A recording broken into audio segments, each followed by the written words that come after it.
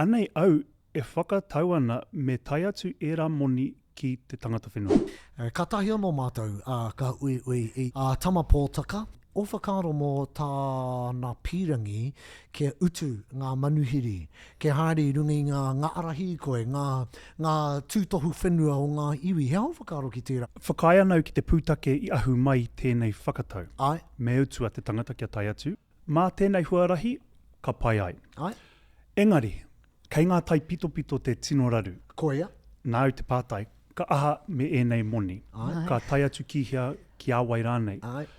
Anei au e whakatau ana me tai atu e rā moni ki te tangata whenua. Ki te haramai te tūruhi ki roto i ahau o Aotearoa. Ai.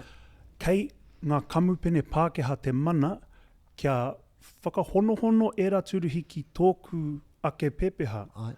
Kei rātou te mana ki te whakatakato i ngā kōrero e hihi ana rātou. Nō reira, i raro i te wahanga tuawhao te Conservation Act, me whakarongo te hunga kia mātou, te tangata whenua, kia tiaki i te mana me te mauri o te whenua. Engari, e ai ki ētahi atu o ngā minita o te wānei, o kouau ke te taiapa o tēnei mea te anga whakamua o te ōrawa. What a great kōrero this has been. For more, go to Aotearoa YouTube podcast. It's all there. Doits!